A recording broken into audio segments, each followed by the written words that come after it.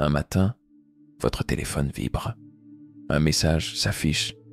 Tu m'es revenu à l'esprit. Vous relevez la tête, le cœur tambourine.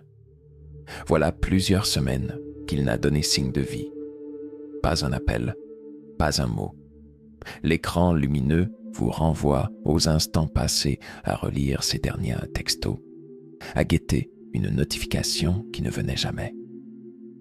Vous vous souvenez de ce silence pesant, de l'écho de vos pensées qui vous rappelait sans cesse son absence. Cette cyclique disparition n'est jamais annoncée. Un jour, vous êtes plongé dans votre routine, travail, amis, projets personnels. Et soudain, rien, plus de nouvelles. C'est comme si on éteignait brusquement la lampe dans une pièce où vous étiez à l'aise. L'obscurité vous enveloppe, vous isole. Vous vous surprenez à repenser à ces moments partagés. Le rire au détour d'un message, l'émotion d'une photo envoyée sans raison précise, la chaleur d'une conversation nocturne. Et puis, le vide. Vous passez des heures à analyser chaque mot, chaque emoji. Était-ce un signe avant-coureur? Une fatigue passagère? Vous consultez votre messagerie, encore vide. Un léger pincement au cœur s'installe. L'attente se transforme peu à peu en jalousie envers vos proches, qui ne connaissent pas ce manège. Vous vous sentez seul dans votre interrogation, rongé par la nostalgie d'un lien qui s'est effiloché. Puis, quand vous avez presque oublié l'idée même de ce contact, il réapparaît. Un simple « salut » ou un « j'ai pensé à toi ». Un clin d'œil électronique qui suffit à raviver l'ardeur de votre curiosité et de votre colère simultanément. Pourquoi maintenant? Quel besoin l'attirer de son mutisme? Vous relisez son message. Vous cherchez le sous-texte, un indice. Mais rien. Cette formulation vague, « je t'ai eu en tête », déclenche une foire d'émotions. L'euphorie de recevoir enfin une trace de lui, mêlée à la rancœur d'avoir été mise en suspens. Dans ce ballet de disparition et de retour, chaque apparition se veut sans faute de goût. Il entretient le mystère, joue sur votre patience, calibrant son absence et son retour pour maintenir votre attention. C'est une stratégie. Au lieu d'un dialogue franc et continu, il préfère être le maître du temps et de l'espace émotionnel, vous forçant à l'attendre, à l'espérer. Psychologiquement, ce schéma réveille en vous des mécanismes archaïques, la peur de l'abandon et le désir d'être choisi. À chaque message, vous redevenez enfant, guettant l'approbation, ou du moins une explication. L'absence prolongée agit comme un piège. Elle vous pousse à chercher des justifications, à interpréter le moindre mot. Vous êtes aspiré dans ce vortex où la logique s'efface devant l'émotion. Et pourtant, ce manque n'est qu'un leurre. Il n'y a ni absence sincère, ni réelle recherche de connexion. Simplement, un coup d'œil furtif pour mesurer l'impact émotionnel qu'il exerce sur vous. Un jeu de pouvoir masqué sous un voile de nostalgie.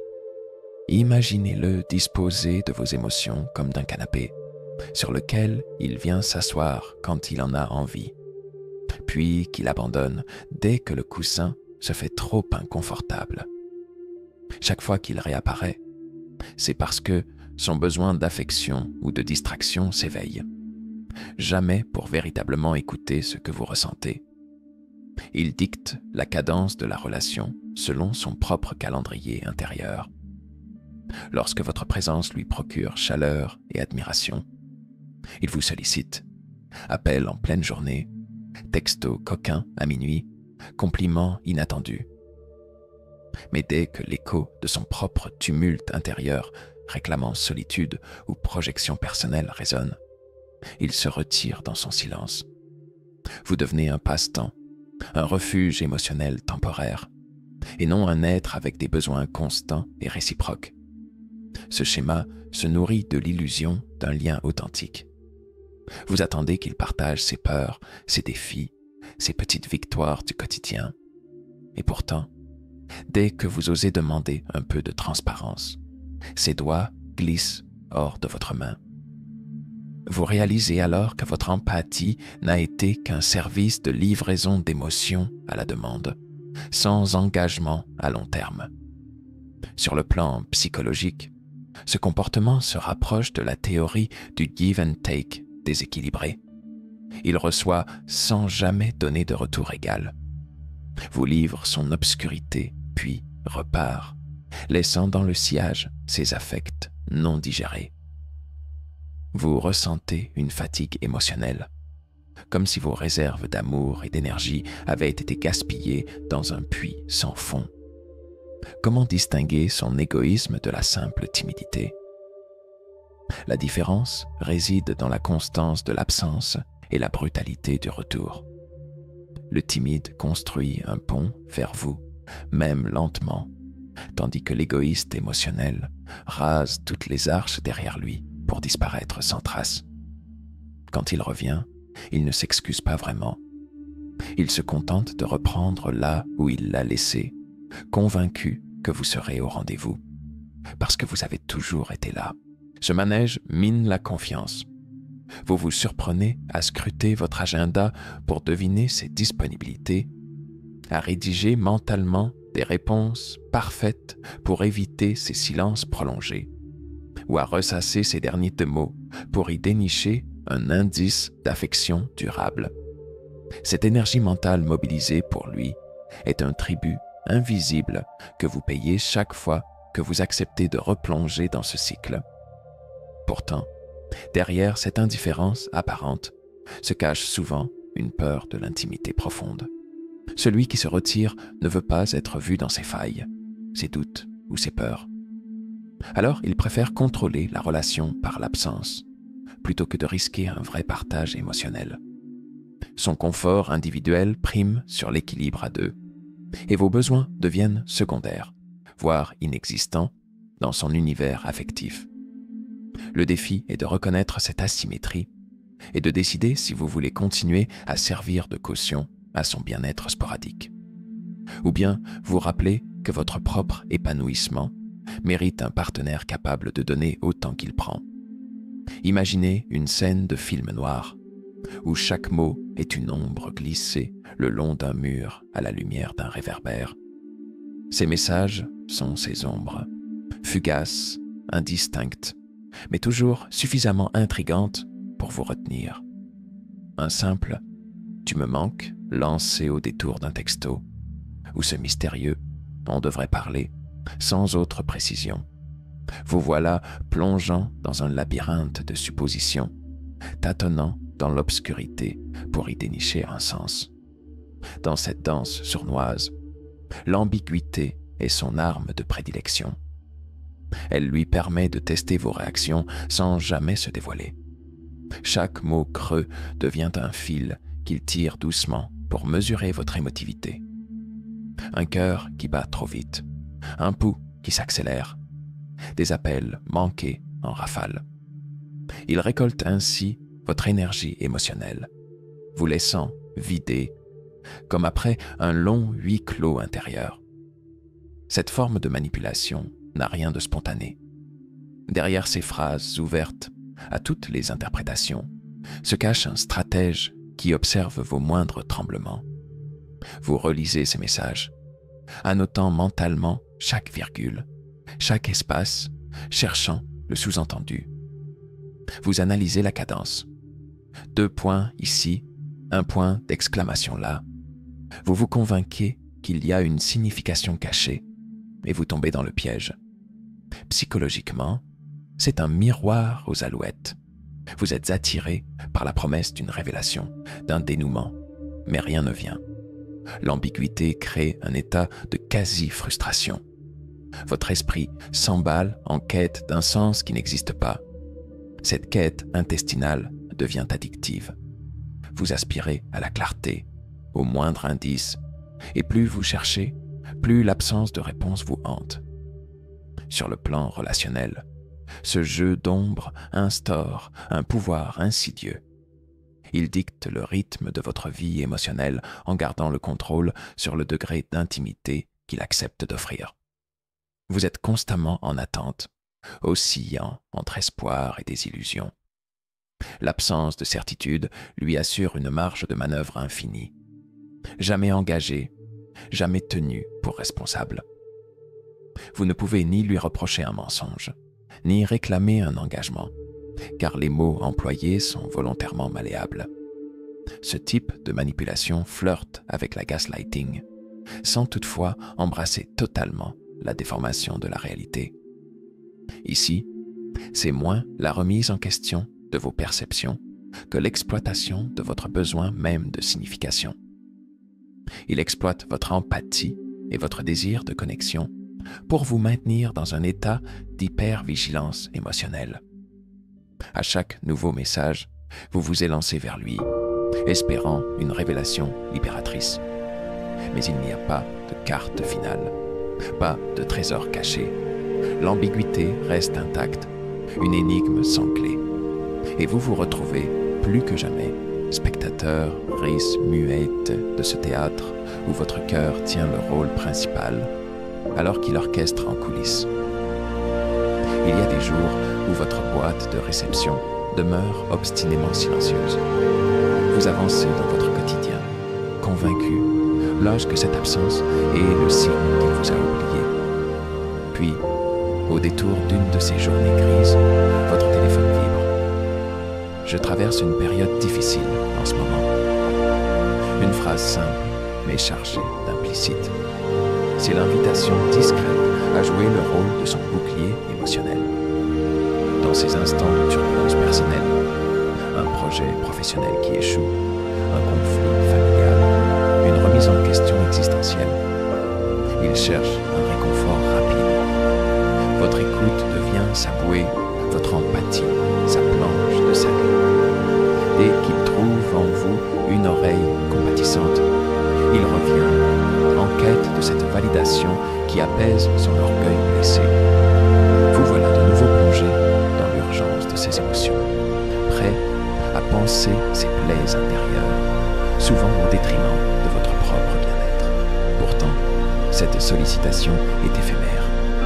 Une fois son ego regonflé, vous perdez son attention. Le calme revient, mais sans vous. Les échanges s'espacent jusqu'à revenir au silence initial. Vous êtes alors confronté à un paradoxe douloureux. Votre rôle de soutien est indispensable à ces moments de vulnérabilité, mais vous n'avez pas le droit d'exister dans sa vie en dehors de ces crises. Ce va-et-vient émotionnel crée une dépendance perverse. Vous vous surprenez à anticiper ses failles pour mieux répondre à ses besoins, presque comme si vous deviez mériter à nouveau son intérêt. Quand vous ne le faites pas, vous vous sentez coupable, responsable de sa détresse. Pourtant, jamais il ne vous offre la même disponibilité. Sa constance affective est conditionnée. Il donne quand il a besoin, il disparaît quand il n'en a plus. Sur le plan psychologique, ce schéma active la zone de récompense du cerveau. Chaque apparition devient un stimulus positif, rétribué par un regain d'attention. Vous apprenez à associer sa présence à une sensation de sécurité émotionnelle. Plus le silence s'allonge, plus la récompense du retour devient puissante. Et vous y êtes de plus en plus réceptif vers, comme un oiseau apprenant à revenir à la mangeoire. Pourtant, personne ne mérite de n'être convoqué que pour combler un manque. Une relation saine se tisse avec une constance douce, un échange qui ne dépend pas du tumulte intérieur de l'un ou de l'autre. Dans un véritable partenariat, on partage les tempêtes comme les accalmies, sans conditionner la présence de l'affection au simple besoin de combler un vide. À cet instant, vous commencez peut-être à voir le véritable enjeu. Il ne s'agit pas seulement d'une question d'amour ou de temps, mais d'un appel à votre dignité émotionnelle. Refuser d'être le refuge exclusif de ces moments de faiblesse, c'est libérer votre cœur pour des échanges fondés sur la réciprocité, et non sur la simple réparation d'un ego vacillant. Le silence tombe soudain comme une chape de plomb après qu'il ait partagé un fragment de son âme. Vous étiez là, tendu vers ces mots, écoutant chaque soupir, chaque hésitation. Et puis, plus rien. Pas un bonjour, pas un ça va, pas même un emoji pour meubler cet espace vide. Ce mutisme pèse, il s'étire, s'immisce dans vos pensées et vous enferme dans une boucle inquiétante. Chaque minute qui passe devient un écho de vos propres questions. Ai-je mal compris? Ai-je trop exprimé? Ai-je demandé l'impossible? Vous relisez dans votre tête vos derniers messages, scrutant la moindre virgule, cherchant une raison. Ce faisant, vous entrez dans un labyrinthe mental où vos doutes prolifèrent. Le silence se mue en juge tacite qui vous condamne à l'auto-interrogation et à l'auto-flagellation émotionnelle. Comme une marionnette suspendue par des fils invisibles, vous oscilliez entre l'envie d'envoyer un nouveau texto pour briser cette absence et la peur de paraître trop insistant. Vous ressentez alors la culpabilité s'installer. Suis-je trop pressant? Suis-je en train de l'étouffer? Ce questionnement incessant est exactement le terrain de jeu qu'il a voulu créer. En se taisant, il devient le maître du temps et de votre énergie mentale. Psychologiquement, le silence prolongé active le même circuit que le rejet social. Votre cerveau interprète cette absence de réponse comme une exclusion, déclenchant une cascade de stress et d'angoisse. Vous passez en revue chaque souvenir partagé, cherchant la faille, la faute, l'étincelle qui a pu le pousser à se retirer. Vous élaborez des scénarios, parfois dramatiques, parfois absurdes, pour justifier son mutisme, alimentant votre propre tourment. Dans cet espace sans mots, la culpabilité devient un poison insidieux. Vous commencez à demander pardon pour vos propres besoins émotionnels. Vous vous excusez d'exister trop fortement ou pas assez. Vous devenez complice de votre propre souffrance, car vous nourrissez ce silence de vos efforts pour l'endiguer. Plus vous essayez de le combler, plus il se renforce. Ce silence n'est pas un vide neutre, c'est un message clair. Je contrôle quand tu as le droit d'exister dans ma vie. C'est une punition passive, un châtiment silencieux qui force la femme à se soumettre, à supplier un signe de retour. Chaque vibration de téléphone lui redonne espoir. Chaque absence lui rappelle sa dépendance à cette validation arbitraire. Pour sortir de ce piège, il faut reconnaître que le silence n'est pas votre faute et qu'il ne mérite pas votre quête désespérée. Dans l'obscurité imposée, votre lumière intérieure continue pourtant de briller. Vos pensées, vos émotions et votre dignité ne lui appartiennent pas.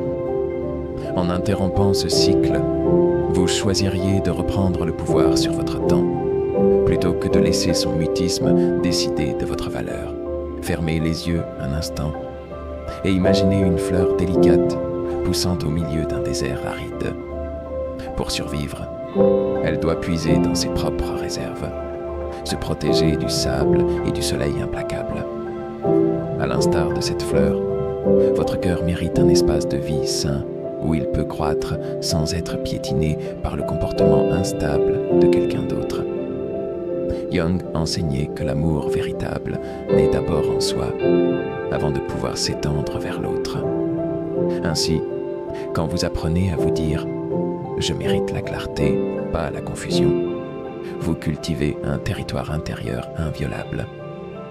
Dire non n'est pas un acte d'égoïsme, mais de respect envers vous-même et envers l'autre, car il vous oblige à entrer dans une relation où tous deux êtes tenus de montrer votre visage authentique. Imaginez un dialogue intérieur. Vous, je te fais part de mon ressenti, mais je n'accepte plus d'être laissé sans réponse pendant des jours. Lui, je comprends, j'essaierai de mieux communiquer. Vous venez de tracer une frontière. C'est un pacte entre votre paix intérieure et la responsabilité qu'il prend pour ses actes. Cette limite n'est pas un mur hermétique, mais une porte qui ne s'ouvre qu'à ceux qui acceptent de respecter votre valeur. Lorsque vous vous autorisez à poser des limites claires, 3 transformations se produisent simultanément. Vous reprenez votre pouvoir émotionnel. Vous cessez d'être une victime passive d'un cycle toxique. Votre énergie ne s'évapore plus dans des suppositions et des remords, mais s'oriente vers des actions concrètes. Dire ce que vous ressentez, fixer des attentes et observer si elles sont respectées. Vous enseignez à l'autre la voie de la responsabilité. En refusant le carrousel de ses caprices, vous montrez que l'amour ne peut pas exister dans l'arbitraire. Soit il répond à votre appel, soit il expose clairement ses raisons d'absence, mais sans laisser place à l'ambiguïté. Vous nourrissez votre amour propre. Chaque non prononcé devient une pierre solide dans l'édifice de votre estime de soi. Vous reconnaissez votre droit à la constance, à la bienveillance et au respect. Cette fondation intérieure vous protégera de futures manipulations émotionnelles. Pratiquer l'amour de soi, c'est aussi célébrer vos moments de solitude. Lorsque vous êtes seul, vous pouvez explorer vos passions, vos rêves, vos ressources intérieures. Vous découvrez que votre bonheur ne dépend pas d'une personne, mais d'un état d'harmonie avec vous-même. Dans cette nouvelle posture, vous ne rejetez pas automatiquement l'autre, mais vous changez la nature de votre regard. Vous n'êtes plus l'aiguille qui suit le cadran de ses humeurs, mais l'horloge autonome dont chaque tic compte vraiment. Vous ouvrez la porte à une relation où l'échange est équilibré, où la présence et l'absence sont négociées avec respect. C'est dans cet espace nourri par l'amour-propre et la clarté des limites que peut germer une connexion authentique, fondée sur le respect mutuel plutôt que sur la peur du vide.